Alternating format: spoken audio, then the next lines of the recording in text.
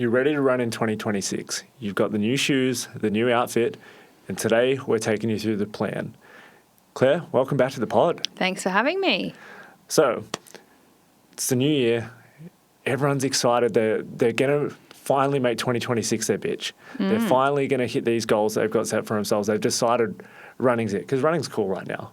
It's always been cool. What do you mean right now? Let's not get into this. Running is cool right now.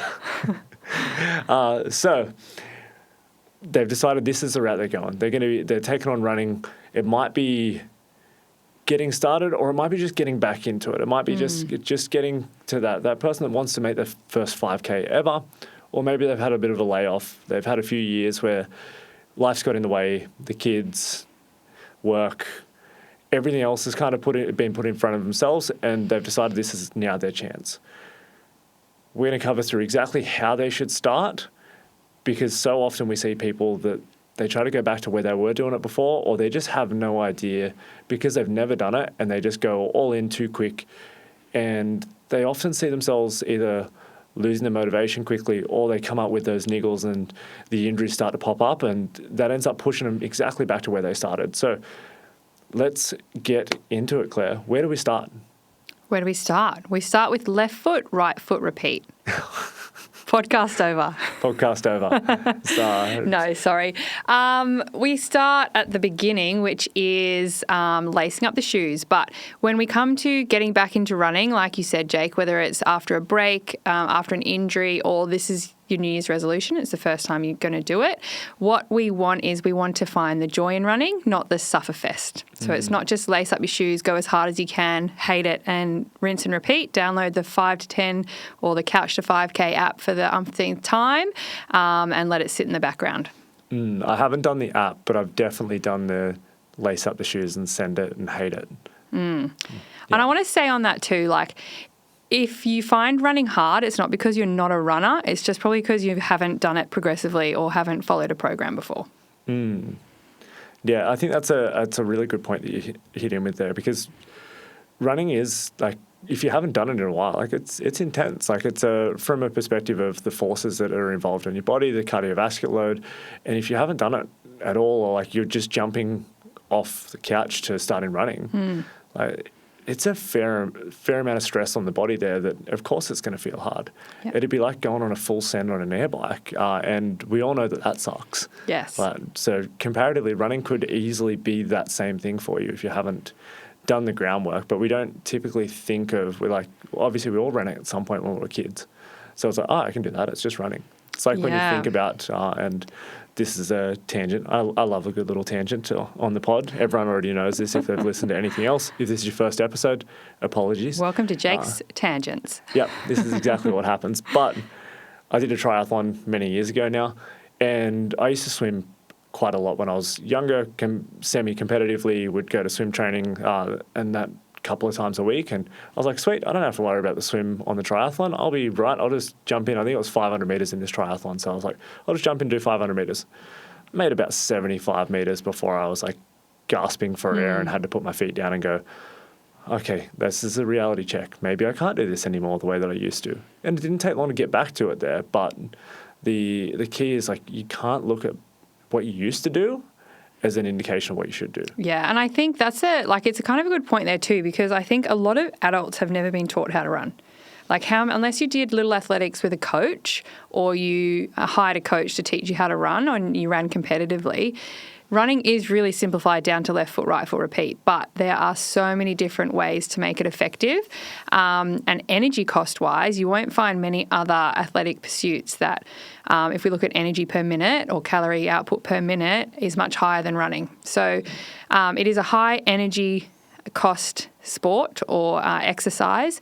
Not many people are taught the correct technique growing up, and not many people like to work that hard when it's the first time they've ever done it before. So I think coming into a new year and coming into the sport of running, if we want to reset ourselves and start to think about it, not so much as trying to prove anything, and just trying to run for intensity and duration and joy, then that's a really good place to start.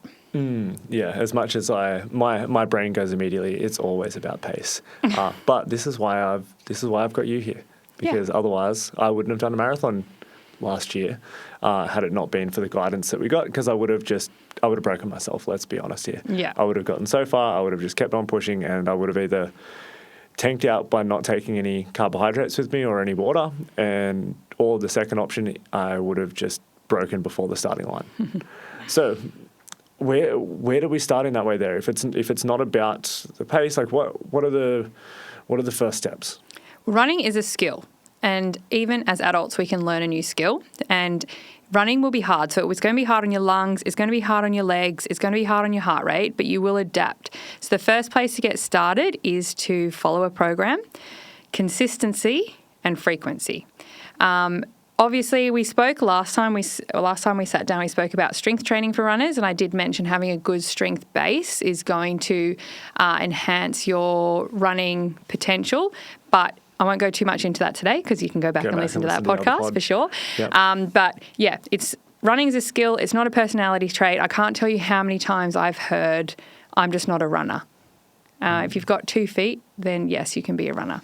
So where does the skill start? What are some of the pieces from a skill perspective that I know? Obviously, the first step is normally if we were doing this together, you'd be hands-on coaching me through these steps here. But what are some of the fundamentals that I guess people maybe miss, and maybe what's making it harder for them to actually run effectively? So why don't I go through some like common technique and skill things that I see new runners coming into, and new runners being people who've had a break as well. The first one that people find really hard is breathing. And that can sound a bit simplified, but breathing while running, when you first start running, you're going to feel really huffy-puffy. I use the word huffy-puffy in my coaching all the time, because I think you can understand what I mean. It's hard to breathe. It's hard to talk. It's an uncomfortable feeling. Many people will stop running at that point, and I'm talking within the first 3 minutes of a jog. But that is a really normal adaptation where your body is trying to draw in more oxygen to get it to your muscles. It's called the oxygen debt, and it's also part of the lactate response. So you'll feel really huffy-puffy, and then you might fall into a smooth rhythm. If you are newer to running, that might take 5 to 10 minutes to fall into rhythm. If the more you adapt, that starts to take, I've seen it in lactate threshold testing, you can see it within a few minutes. But that's the first thing. Running is going to be hard. Let's just jump on that too as well, because that is something, like, we're both sports science nerds, by the way, guys, and we could probably dive too deep for anyone to actually continue listening to this podcast. Let's not scare them off with science. We'll stick to some of the basics. But one of the key things there is, like, and I'm very guilty of this, is I generally don't warm up my run beforehand. And one of the easiest ways to minimize that oxygen debt is to actually do a warm up. Yes. And the way that I would do it when I'm running, because as I said, I'm bad. I do just intentionally run the first K slow. Yeah. And I'll just let that be my warm up, and then I'll start to stride out. But if you try to go straight into your full pace or whatever pace you feel comfortable with, it's going to suck.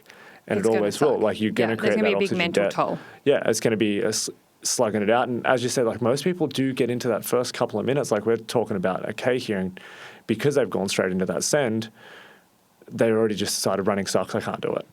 Versus trying to then set themselves up, whether it is doing an effective warm-up beforehand, like Claire would recommend, and you can probably see a few of those on the Instagram. Claire's got a bunch of videos that are there already.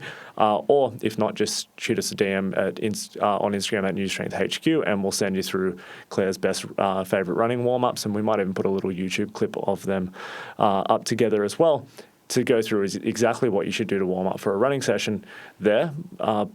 Or the second phase is you do the lazy man's option like me, and you just go slow to start off with to get back into rhythm, let yourself, the oxygen consumption start to increase, and then we can take our steps from there. But I think that was definitely one of the things that I know when I first started running again was I'd do it to myself every week, because it's like, all right, I've got to try to be on pace for my 5K PR that I'm going to chase down. And the first one would always still be slow, and it'd suck the most.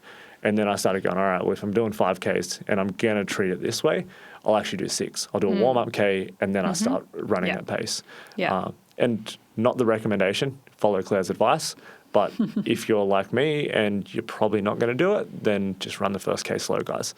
Not my recommendation. Do not put my name on that. Yeah. This is Jacob's bad running tips. Bad running tips, yeah.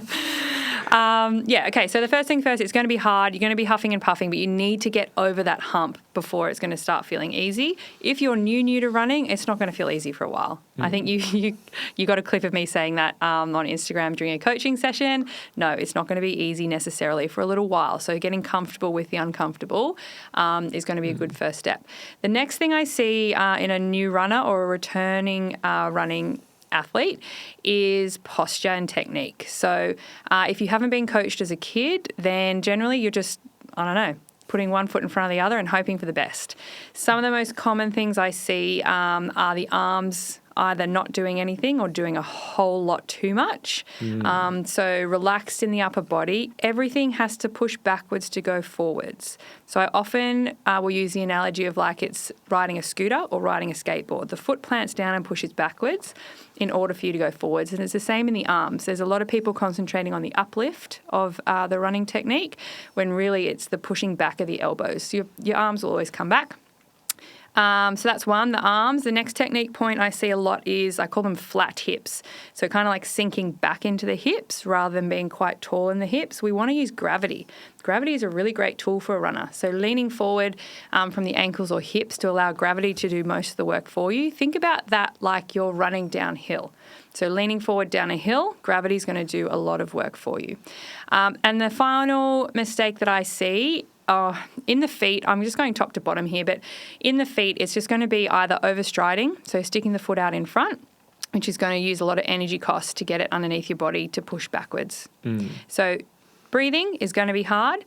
Technique needs to be efficient too. And if you get those in combination, then you're going to enjoy that starting phase of running. And I want to touch on, like, obviously some of the reasons why somebody might get into running to start off the year, as well as they see it as an opportunity to lose weight. They go, okay, cool. If my goal is to lose 10 kilos, I'll start running and do that. And you really nailed it on the high energetic cost of running is one of the reasons why people find it effective. But also part of the reason why they find it effective is because you just made all those mistakes that Claire was talking about there, which makes it more ineffective. Yes. You're going to be burning way more energy to do the same amount of work. And that's why, like, typically, and what happens in fat loss overall, if you are using any any fitness training, anything, the thing that you're not efficient at, you're going to burn the most amount of calories relative to the work that you're doing. So there's a gap between the expenditure to the actual output there, and then the better you get at those things by doing it more frequently, that gap closens up, because you get, as you're a better runner and you start striding underneath or planting your foot underneath your center of mass and just pushing backwards, you stop being lazy with your posture, you start standing tall, you're doing these things and you're not over tense while you're doing them too, you're going to burn less calories. And that's running economy. Yeah, and which is ultimately, it's great for fitness. It's probably going to be less ideal, but that's where you see some people will plateau and they go, I need to do more and more and more. It is, and yes, you will need to do more to do that, or you can probably also look to your nutrition as the key point of a deficit, because that's going to be the one that you're going to have the most leverage on, because at some point you can't just keep on running more Ks every single day unless you're willing to not have a job or whatever it is to keep getting more calories out. So I think I just wanted to touch on that quickly, on that it can be a really effective route, but then you also just have to understand that you are going to get to the point where you become an efficient runner and it's not going to be as effective, and knowing that what the next steps are is going to be really valuable for you to make sure if your journey is running for fat loss or just exercise for fat loss, you need to know, like, the big piece and the big player there is going to be nutrition all the time. Yeah. So next step, from a skill perspective, what are the mistakes that we see people make when they are getting started in their running? So some of the skill perspective? Just in how they approach it, where they're going from. Like, we've covered the skill side of things. What's the issue that we have? Obviously, typically people come in really motivated this first week here. Like, when they're listening to this at the moment, they're gung-ho, they're ready to go, they're trying to send it every day. They've got the new What's your go-to shoes again? What do you, you're about to test out some new ones, right? Controversial. I was just recommending some Adidas, so I might go test them out this week. So they've just got their new shoes over Christmas and they're lacing them up. Yeah, a new LSKD outfit, of course. Of course, my new LSKD running gear use as the well. code Lily LSKD. Check that one on Lily's Instagram, by the way. She gets a little commission, so make sure you use her one.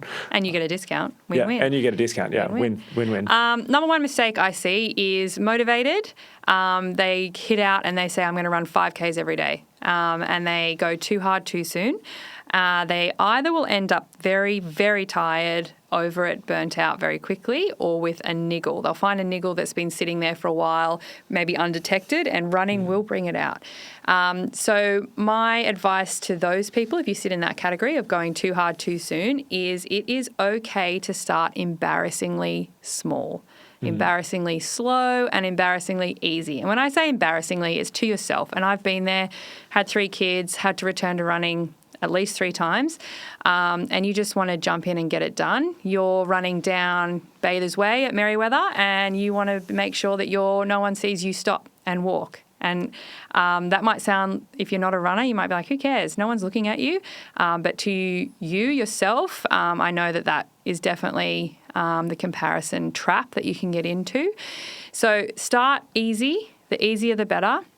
And you are, in fact, allowed to finish a run and not feel absolutely gassed. And that is, I think, one of the biggest mistakes. You feel like you need to go out and gas yourself. You should finish an easy run, a long run, something. There's many different types of running training that I think we've spoken about 2 podcasts ago. In terms of training zones, we spoke about that. So when you're getting started, it should all really just be easy running. You should finish feeling hungry. You should not finish feeling shaky. Cool. And so what do we actually do then? What does that look like in a session? If you're new, that looks like you run for a bit and then you walk for a bit. So the Couch to K program, 5K program that you get on an app, that's a run-walk protocol. There are people out there who advocate, me being one of them, run walking, even if you're an avid marathoner, to maintain a certain heart rate. But it means getting a proper program. So I think that's where a lot of people fall off. ChatGPT is probably going to be not your best friend when it comes to a running program.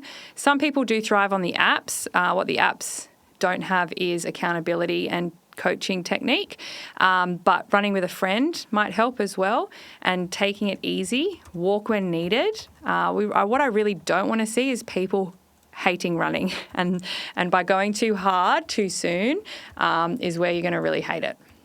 All right, I'm going rogue here. You just said ChatGPT might not be your friend. I'm going to ask ChatGPT right now to write me a running program. Let's put some constraints on it. So going from 0 running to a 5K? Yeah, 0 to 5K. Give yourself 8 weeks.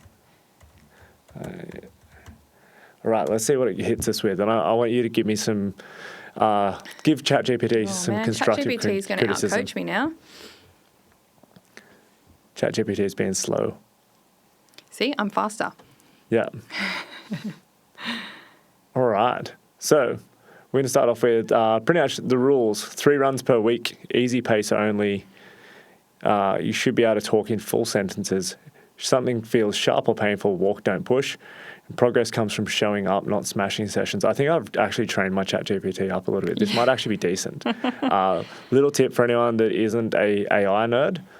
You can train ChatGPT to give you the answers based off what other things you feed it. So we do put a bunch of our programs through ChatGPT to train it so it can give us some feedback for like when we're creating content and so on. And this is actually not terrible. Okay. Although I am going to say it's pretty basic. So it's gone down and it's basically said is like we've got 3 sessions per week, and the first week is all 3 of them is 30 seconds run, 90-second walk, repeat for 8 rounds.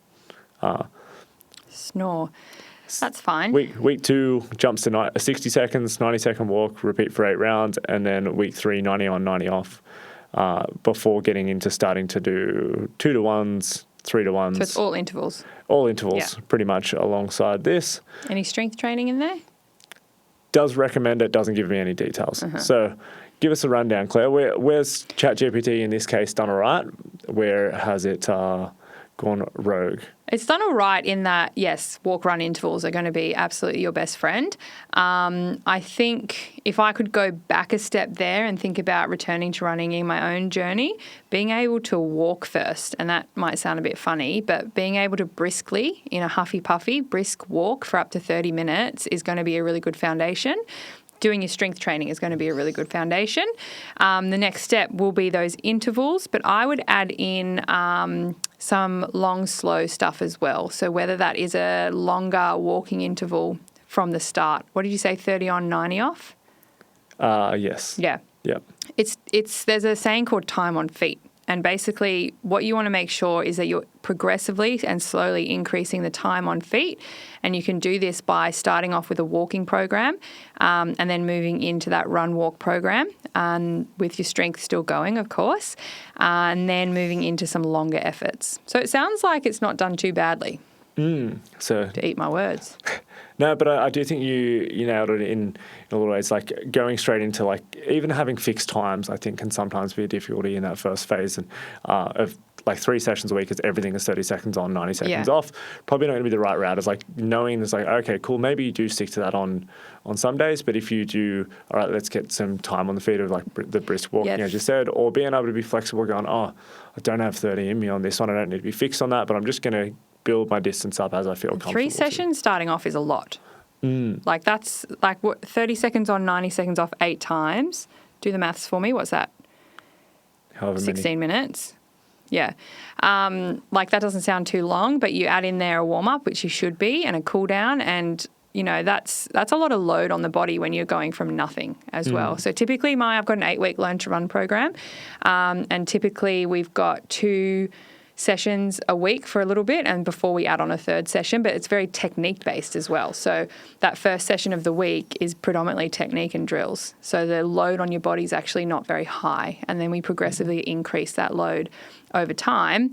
Otherwise, like I said earlier, those niggles that are probably underlying in there are going to come out quite quickly. And that, I think you actually nailed it on that piece there as well. It's like there's no addressing, all right, cool, we do need to learn to run in this piece here. And that's what you are going to miss in a lot of the, like, using a program online. If you just grab it from there, not having an idea like what's the pieces that we're trying to build, how do we do this better? And that's where the upside of obviously speaking to a professional coach in this way here, it might be going to your local run club, because there's going to be somebody there that can give you a bit of advice and look at you on there. It's the same as getting started in the gym. It's like if you don't know how to do a deadlift, yeah, sure, you can watch a thing on YouTube. You don't really know whether that's when you're doing it. It's like, do I look like that? Or what am I missing on that? It kind of looks the same thing. We're kind of starting at the ground and we're finishing with the bar at my hips, but the timing could be out, the recruitment patterns where you are, and you probably don't know what the difference is there. And I think that's the same as when we're looking at this with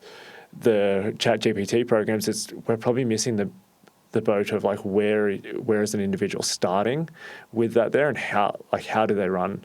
What is the rest of their lifestyle looking like around that? Should they be then just trying to increase just the general activity through their steps and so on? And in some people, maybe you can do 3 sessions a week, but maybe you do need to go, one of those I'm going to jump on a bike and cycle. So I'm just going to get some aerobic output out. I'm going to develop my cardiovascular system, but I'm not going to put excess stress on the joints there because I'm not ready for that yet.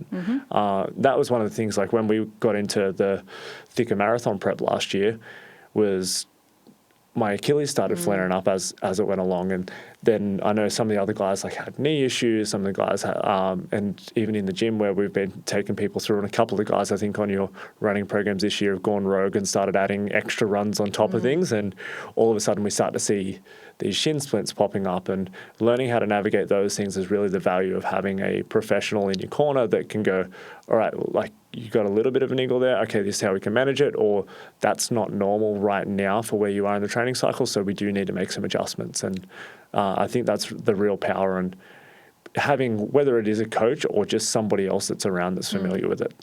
Yeah, and periodized programming as well. It depends, there are so many different reasons people run. Some of it is just for mental health. They need to clear their head, and it's a really, really good way to clear your head and increase endorphins and dopamine. Some people have performance goals, and that's where a periodized program is so important, making sure we have the right recovery and that type of thing. And then other people just want to recreational run, and not necessarily enter an event, but improve their performance. So the recreational runners who are doing it for their mental health, don't care how far they go, those guys might get away with just opening up the door, going for a jog and coming home, as long as those foundations are there, as long as they're already strong, they're already got good technique. So skipping the basics early, I'm a big advocate for do it properly the first time, otherwise we're going to be redoing this program over and over again. It's going to be really important for longevity in the sport.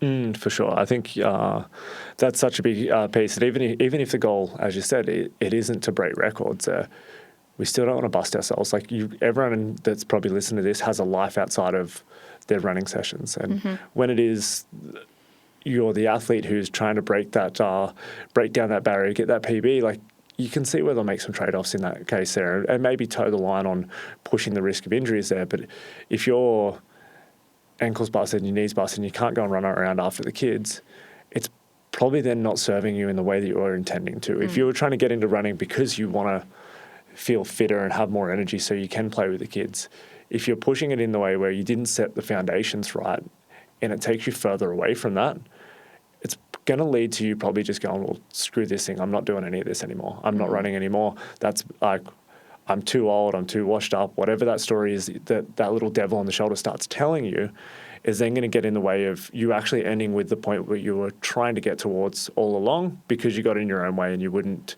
do the foundations first. Agreed.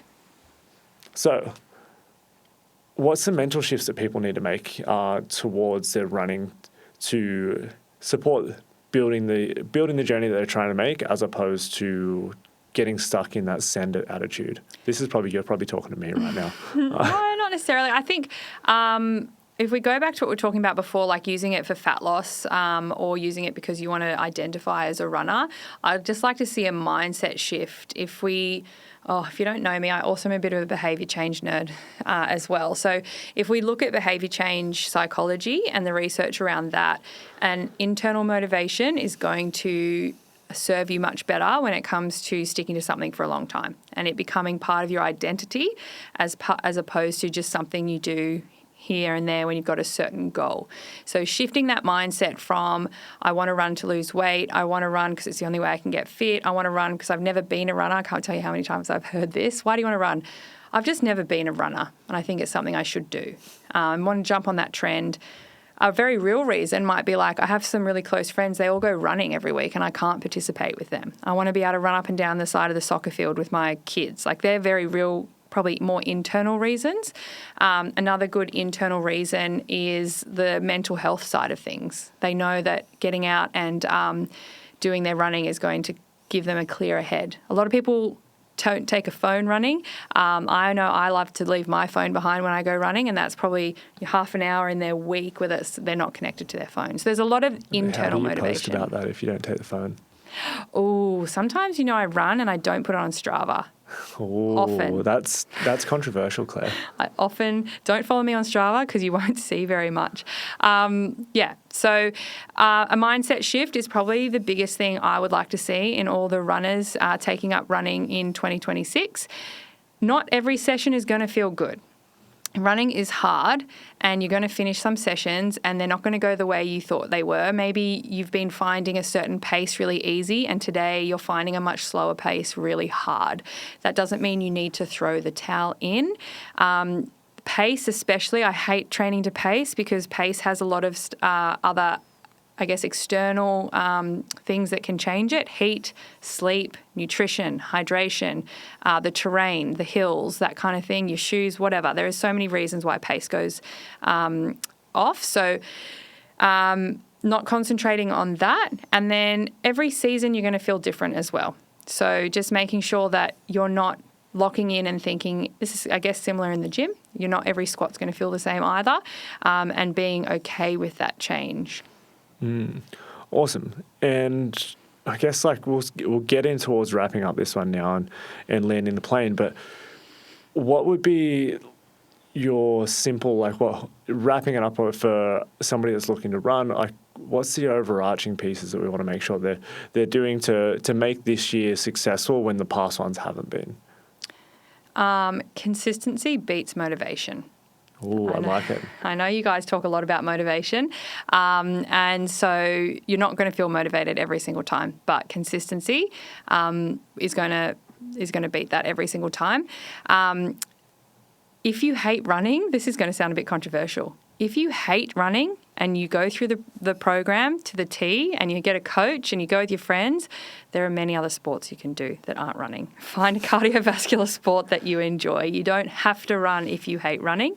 It doesn't have to be a marathon either. Like No. I know we just did a marathon, but I feel like there's the epitome of like, it's like marathons are cool right now. Like also like all running's cool, but the shift that I feel like we're seeing is like people just going longer and longer and longer. And if you don't like that, there's nothing wrong with like pivoting towards just going faster. Yeah. Like as long as you're still doing the right pieces to like planning it out well. But like you can go whichever adventure in it there that you want to. And it's not necessarily like everyone's doing ultras, so I should do an ultra. Although if you are doing an ultra, that's very cool. Yeah, like if you want to do an ultra and it's for you and it's as you spoke about like the internal motivation of it, then it's a win. But slugging it out every week just to try to do that thing when it's not actually what you want is probably not going to work, and it's probably not going to stick. So if you want it to stick, it's probably like finding the avenue that's actually going to lead you to where you want to go. Yeah, that's hanging out in the survival mode. If you're just slogging it out because you think you should, then you're just trying to survive. So, to wrap it up, I would say that slow, gentle, and repeatable should be your mantra for your running in 2026. All right, perfect. So let's wrap this up. I know you said you have a Learn to Run program. Do you reckon we can give it to them for free? Ooh, I'll give you snippets for free. Snippets for free. I can't download my whole brain.